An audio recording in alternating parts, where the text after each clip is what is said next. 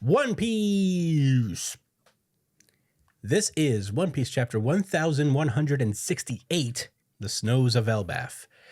Last we left off, lots of stuff. Oh yeah, it was revealed that the people of Elbaf have been slowly poisoning Loki's mom because they're haters, because they're bootlicking royal people, like they're fans of the fucking queen so much that they killed Ida off, who has done nothing to them. And Loki ended up basically destroying that whole town in retribution for that. And he was thrown into prison for that, obviously, because I guess you can't tear up an entire town, even if they were slowly killing your mom. So, we start off 15 years ago from the current timeline. And news of giants are being well received. They're very welcomed from the Navy. People want more giants in the Navy. People are excited to have more Elbafian seafood. They're really just enjoying a lot of the exports that Elbaf is putting out. And we cut over to Elbaf, where King Harald is addressing his people and suggesting that they build a cruise ship so that the citizens of Elbaf can travel between nations freely, and they can finally communicate with the rest of the world and really get to know people. And everything's looking great. The people of Elbaf are looking forward to a world where they don't really have to be warriors like that anymore. Harald is excited about it. He goes over to the Walrus School and thanks Saul for his work in educating the kids and being a teacher. And Saul asks Harald, he's like, don't it scare you thinking about what you're losing, Harald? And Harald says well, I don't believe that military might is our national strength anymore. Ida taught me everything I know. The fact that I met her is my lifelong treasure. And we get to see Ida in her final moments as she's talking to Harald. And Ida's explaining that, hey, Harold's you've really changed. When I first came here, I was terrified of all the civil wars, but you've changed this country quite a bit. There's happy kids everywhere cheering and laughing, and it's like a completely different country. And Harald is like, well, we're doing away with our old practices, and let's throw away all of our bad habits of our warrior past. And Ida makes the point that, well, I don't know if you need to throw it all away. I think it's cool. You ought to treasure your culture. And Harald is like, well, what about the fact that you and I weren't allowed to marry? I've never gotten over that. And I'm like, well, you were king. You could have just changed. If you're changing things this much, you could have changed that rule. Yeah, right. That's a good point. But anyway, Ida is, oh, you told them you wanted to make me your true wife, didn't you? You're such a softy doll. But what about Loki? And Harald would be like, well, he'd be Hajradin's little brother. How about that? And Ida's like, well, that's who he's always been to me. And she's like, well, just hearing that from you will keep me fed for months, but I don't really mind. You're everyone's king, Harald, not just mine. And she's like, we're almost there. She lies down. And Harold is like, yeah, we're almost there, man. And, once this is all over, and our world is connected to the rest of the world, we'll go traveling all over together. And as Ida is saying that it sounds fantastic and she can't wait, she literally dies right there and then. Very fucking sad. And I got to do one of these. It's customary around here.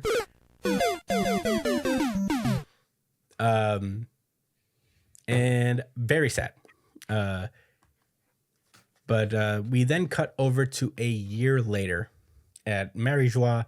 At this point, Shanks has gone missing. He was supposed to complete one last mission before becoming a full-fledged Holy Knight, and he just disappeared. So, as his backup, Harald has been presented the opportunity to become a Holy Knight. So the 5 elders lead him to the back to meet Emu. And Emu is already sitting on the empty throne. And we cut over to immediately after, where the seal that Harald had for his Depths Covenant has morphed into the next level, which is, I guess what the Holy Knights have, which is these little horns on them.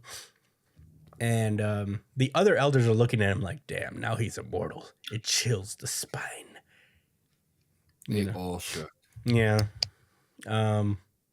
So Emu is like, thou will create an abyss on Elbaf, and that will be the bond to us.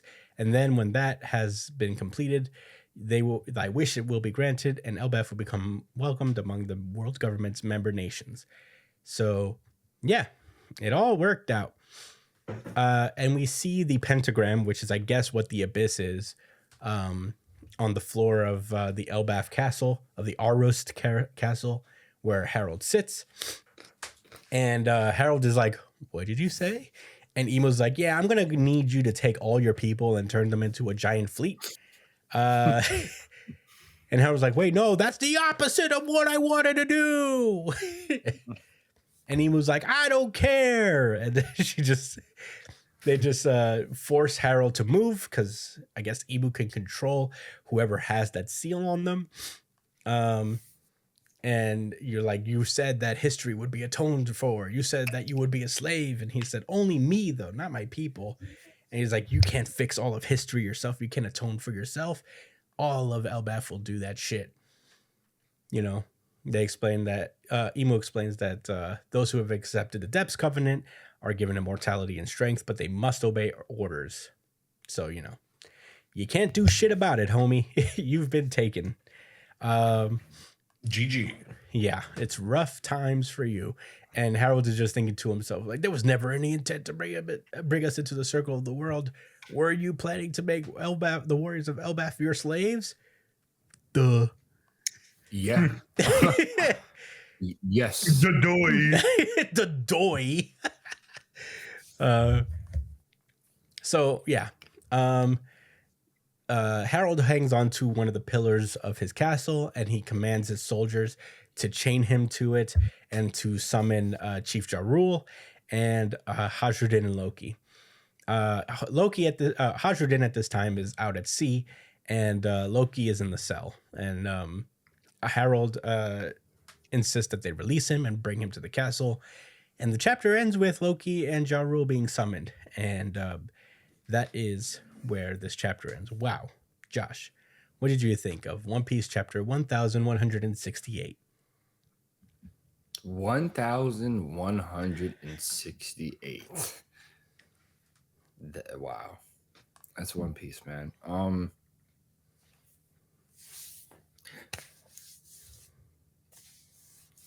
Who didn't see this coming? Harold? The literal the literal only Harold, one? and the people who think One Piece isn't political. Oh yeah. Yeah. Those people plus Harold are the ones that didn't see this coming. But it's still really sad. You know, when Oda does this with the storytelling,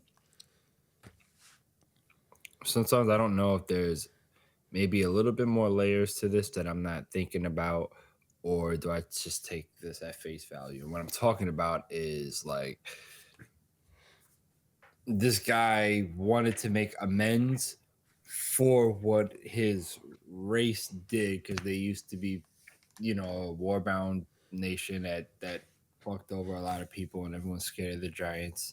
And he figured working with the government would legitimize them and make people help them. I guess that's not.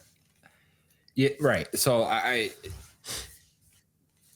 understand that, but how do you is he that ignorant to not like at least ask around or like notice that other countries aren't like in a good position because of you know the world government?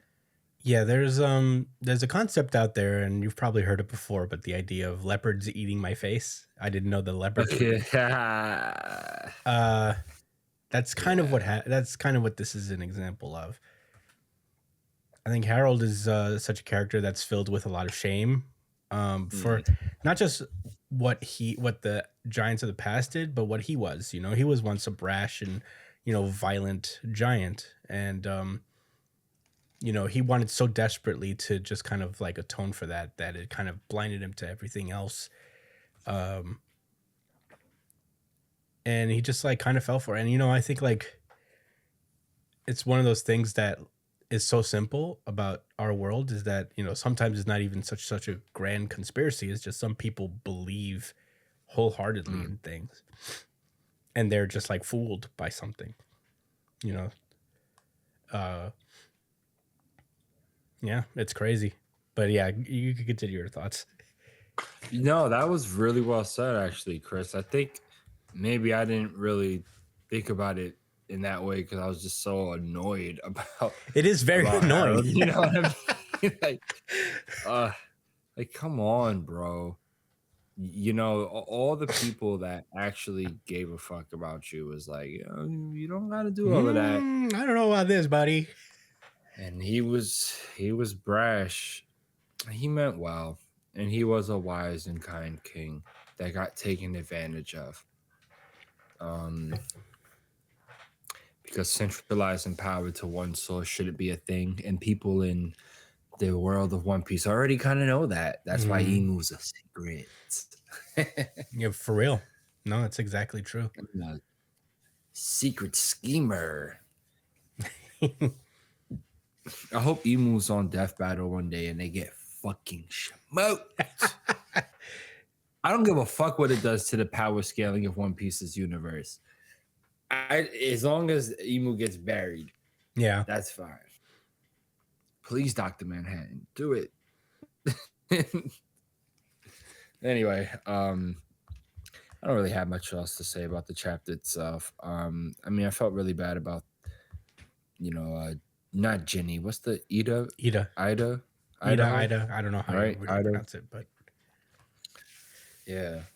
Fucking poison her. It's sad. But mm, that happens. It's real life. I like how One Piece treats like everyone's lives like as important. I know there's like fodder situations, but that's also a real life situation when there's like mass war. People are essentially reduced to fodder, and that's what the real tragedy is. All right. Anyway, we are on. I also think we all know what's about to happen next, right? oh yeah. we we also know what's about to happen. Yeah. Anyway, Brian, what's your thoughts? I was talking to one of my coworkers the other day about this chapter, and he brought up a very interesting observation where Harold ripped off his horns just to be given other horns. Oh Like yeah, because you for get the horns when you get what was it? Domi reversied.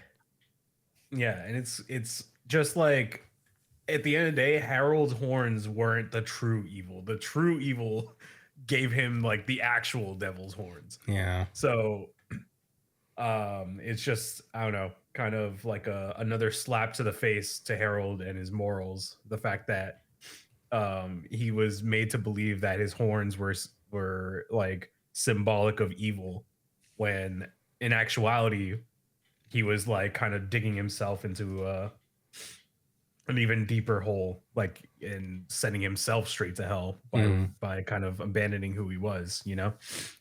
So pretty sad. This is really really sad, you know. mm, Like you hate to see it, but at the same time, it's like so many people. I just don't understand why people go for like trying to be a part of the world government. I have not seen. I don't think there has been like a innate benefit that's been shown in the series so far. You know, yeah. like Well, we have the benefit of hindsight and seeing how the larger world works. Like in theory, the heavenly the heavenly tributes are essentially attacks, and that's how I think a lot of the nations of the world government see it. It's just attacks you have to collect, and they're for the most part ignorant about to like what actually happens up there. Um, there's also a lot of benefits, I believe, to the world government. You get protection from the Navy. You get, I believe, I imagine there's some like sharing of some resources between nations of the world government. You get to participate in the reverie, and your country is like part of the process that like shifts the world. And this is not what actually happens, obviously, but this is like the perception of probably someone who Mhm. lives in the One Piece world, how he sees it, how they see it. So, you know, they don't see the terrible fucking things that the world government does to do this.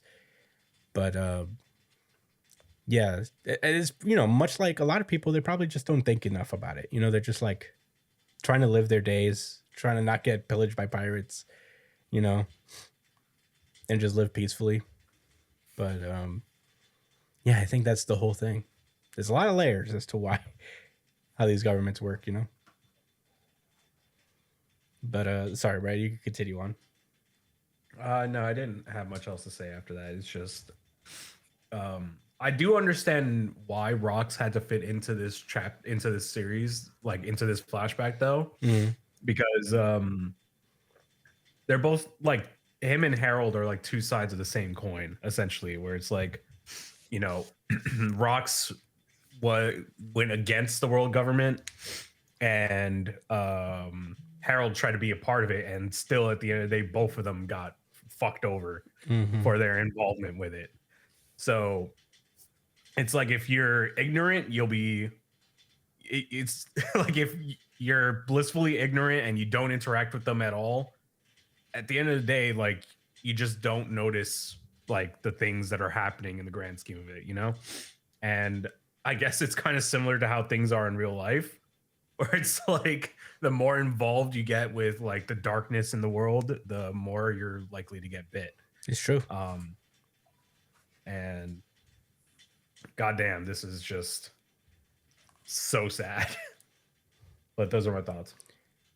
Yeah. I said a lot during this already, so I won't like go crazy. But this is not my RGC quite yet, but I think this chapter just continues like adding the layers of what Harold is. It's very easy to really shit on Harold but you know, this happens to real people.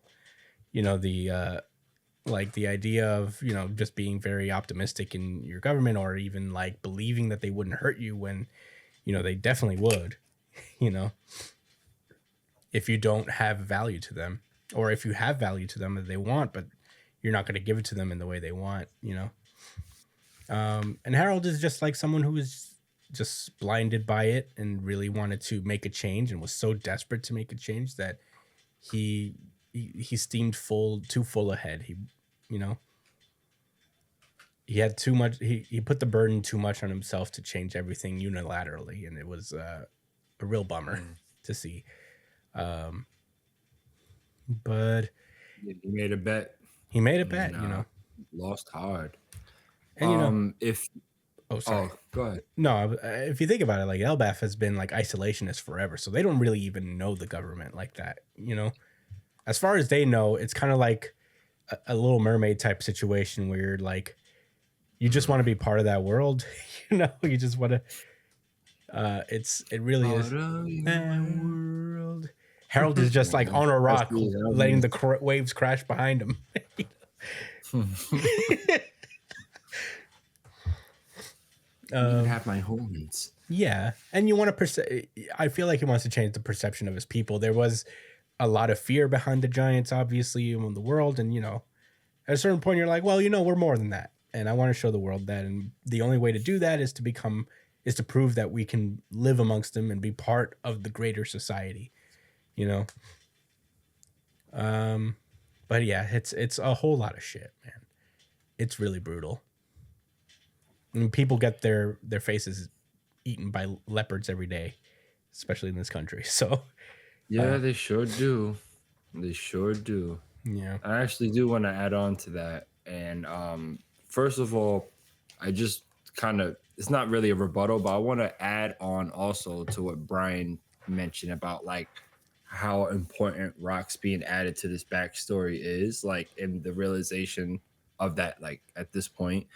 And I think really what rocks and them showing what happened in God Valley and all of that in this flashback, as far as being a part of Harold's story and Loki's story, is that it legitimizes what you said, Chris, as like about Harold, and that like he basically trusted in the system.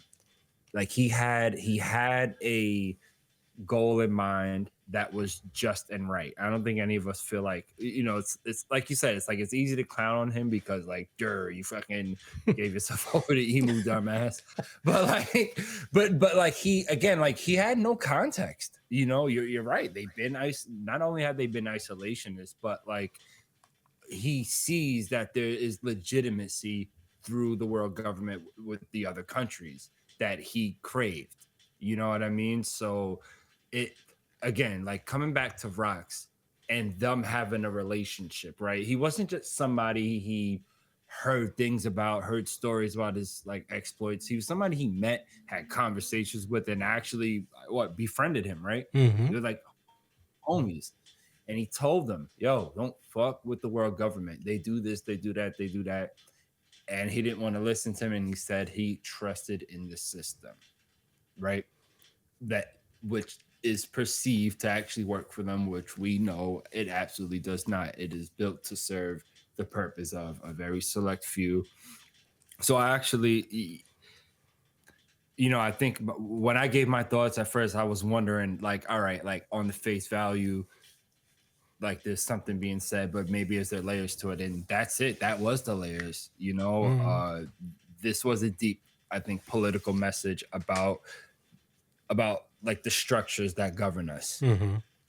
You know what I mean? And that and if you're gonna be intentional about wanting to like, better yourself or like the people through like means of a government, you don't just throw yourself into whatever you think is the popular legitimate reason without doing your without doing your like research and Mm-hmm. really getting an understanding. Anyway, all right, that's all I got to Yeah. say.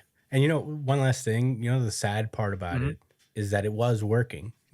We see in the opening pages that realistically, yeah, people started to see giants, as like not the savages that everybody thought they were.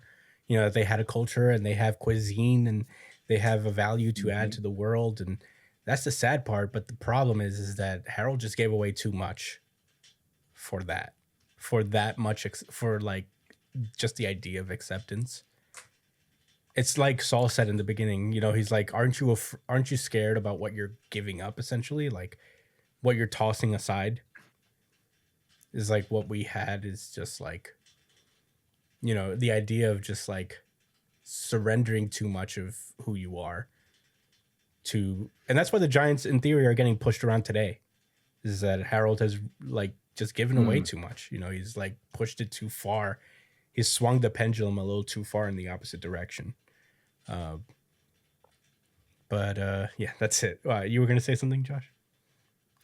No, just as far as responding to your thoughts, I'll be honest, I do have mixed feelings about that, only because I feel like cultures or people have a right to evolve or slash change. Mhm. You know what I mean? And whether that leads to things being better or worse, I think Harold felt like it'd be better off for their people to be more involved with the world, and that ultimately meant they had to peel back For on sure. their war right. So and then I'm just explaining what I think was the logical process, by the way, right? So like it's I guess my perspective was more so that like, because when you started saying like it was working, I do agree. It's like, yeah, it was working because shit was moving the way you would expect it to move, doing those right things, putting in Exactly. the type of work that he was putting in.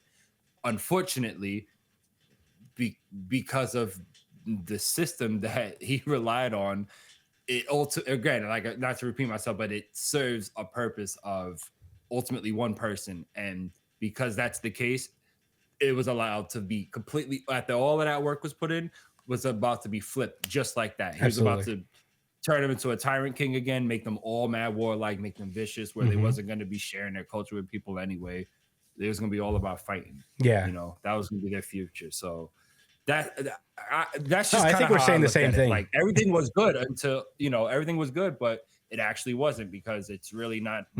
It's not about everybody's collective effort, and the actual people that make the world work, who's just making the decisions. It's a select few people who just think they're above. Yeah. No, yeah, I definitely I really like to hammer that point. Oh yeah, no, I'm sorry, I didn't mean to make it seem like that, but like, Yeah, No. I think we're saying the same thing I just essentially. wanted to, But like, huh? I think we're saying kind of the same thing essentially. No, But, yeah. Yeah, it's just that, yeah, I was explaining like my perspective Mhm. side, like, I guess from that, you know. Yeah. Yeah. It's funny. It's like, Isn't One Piece amazing? yeah, you know, it's just, I don't know. It's one of those things. It's like Harold is a deep character, even though, you know, again, Yeah, it's easy to clown like him. Garp. Garp is Like, it's easy to clown on Garp. like it's easy to clown on For Garp, but me these are anyway. all very deep and interesting characters. And holy shit, uh, you know, One Piece. Am I right, everybody? Am I right? Oh, you right.